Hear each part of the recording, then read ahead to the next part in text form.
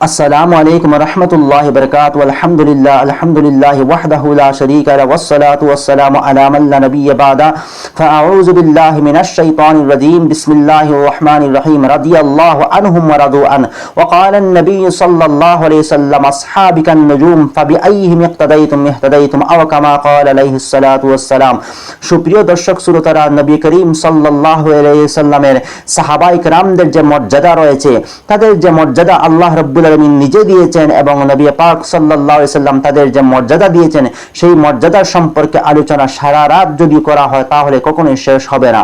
সংক্ষিপ্ত আকারে আপনাদের সম্মুখে সাহাবায়ে কেরামদের কয়েকটি মর্যাদা তুলে ধরবো ইনশাআল্লাহ।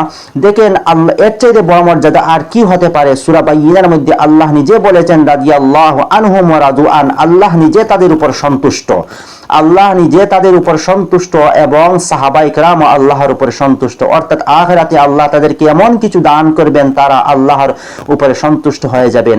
এর চেয়ে বড় প্রমাণ, এর চেয়ে বড় মর্যাদা আর কি হতে পারে? আল্লাহ নিজে তাদের সন্তুষ্ট হয়েছেন, এর প্রমাণ স্বরূপ আল্লাহ কোরআনের মধ্যে সূরা বাইয়িনার মধ্যে আয়াত নাজিল করে দিয়েছেন। আল্লাহ রাসূল সাল্লাল্লাহু আলাইহি সাল্লাম সাহাবাদের মর্যাদা বলতে গিয়ে একটি হাদিস উল্লেখ করা হয়েছে, যে হাদিসটি মিশকাতুল মাসাবি কিতাবের মধ্যে উল্লেখ করা হয়েছে। আল্লাহ নবী বলেন, আসহাবিকান নুজুম, আমার সাহাবাগণ আকাশের তারকার মতো, ফাবিআইহিম ইকতাদাইতুম ইহতাদাইতুম, তোমরা যে কোনো একজন সাহাবীর অনুসরণ করো, তোমরা সঠিক সরল রাস্তা পেয়ে যাবে। সেই সাহাবায়ে কেরামদের মর্যাদা বলতে গিয়ে আল্লাহ নবী করিম সাল্লাল্লাহু আলাইহি সাল্লাম বলেন, আসহাবাতু কুল্লুহুম আদুল, আমার প্রত্যেক সাহাবা ন্যায়পরায়ণ, কোনো বেজাল নেই তাদের মধ্যে। একটি হাদিস যেটা সহিহ বুখারী তথা সহিহ মুসলিমের মধ্যে উল্লেখ করা হয়েছে, হযরত আবু সাঈদ খুদরি রাদিয়াল্লাহু তাআলা আনহু বর্ণনাকারী, রাসূল করিম সাল্লাল্লাহু আলাইহি সাল্লাম বলেন, লা তাসুব্বু আসহাবি, তোমরা আমার সাহাবাদেরকে গালিগালাজ করো না। ফালাউ আন্না আহাদাকুম আনফাকা মিসলা উহুদিন যাহাবান, তোমাদের মধ্যে কেউ যদি উহুদ পাহাড়ের পরিমাণ স্বর্ণ আল্লাহর রাস্তায় সদকা করে, মা বালাগা মুদ্দা হাদিহিম ওয়ালা নিসফাহু, সাহাবায়ে কেরামদের সামান্যতম সদকার সমান হবে না, অর্থাৎ তো তাদের সামান্যতম সদকার অর্ধেকও তোমাদের সদকা হবে না। এর দ্বারা বোঝা যায় যে সাহাবায়ে কেরামদের মর্যাদা কতটুকু রয়েছে।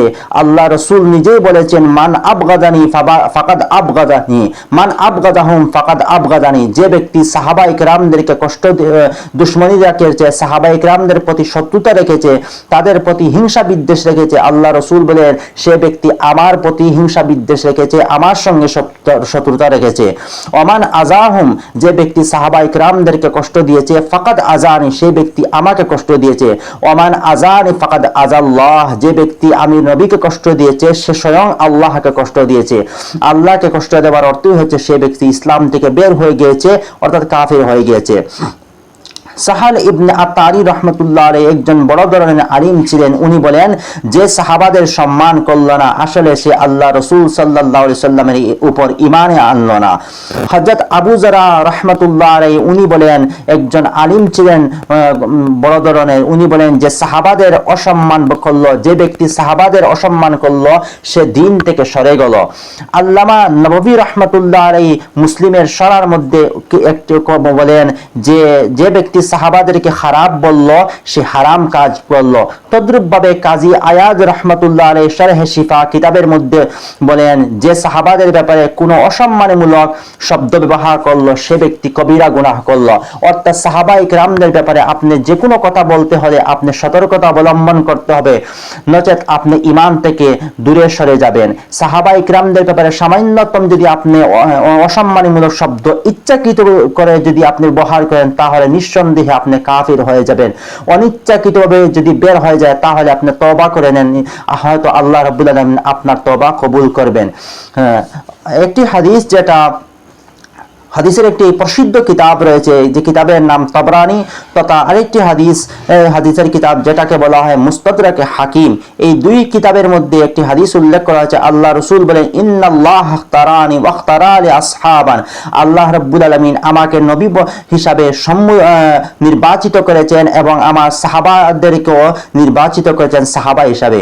ওয়া জাআলা লি ফীহিম উযারা, তাদেরকে আমার জন্য ওযীর হিসাবে আল্লাহ নির্বাচন করেছেন। ওয়া আনসার ওয়া আসহারা, আমার সাহায্যকারী এবং আমার আত্মীয় হিসেবে আল্লাহ রাব্বুল আলামিন সাহাবাদেরকে নির্বাচিত করেছেন।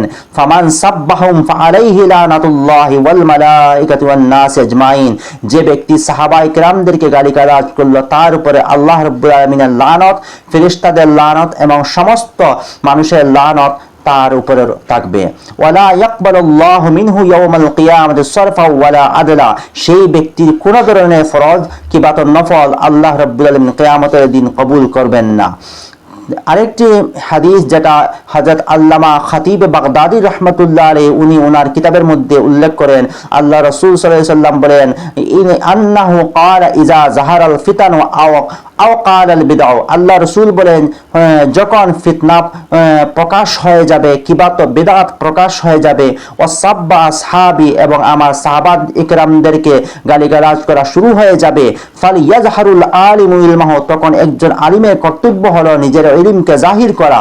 ফামান লাম ইয়াফআল যালিকা, যে ব্যক্তি যে আলিম তখন নিজের ইলমকে প্রকাশ করলো না, সাহাবা ইকরামদের মর্যাদা তুলে ধরলো না, ফাআলাইহি লানাতুল্লাহি ওয়াল মালাইকাতি ওয়ান নাস আজমাইন, ফাআলাইহি লানাতুল্লাহি ওয়াল মালাইকাতি ওয়ান নাস আজমাইন, তখন সেই আলিমের উপরে আল্লাহ রাব্বুল আলামিনের লানত, ফেরেশতাদের লানত এবং সমস্ত মানব জাতির লানত সেই আলিমের উপরে।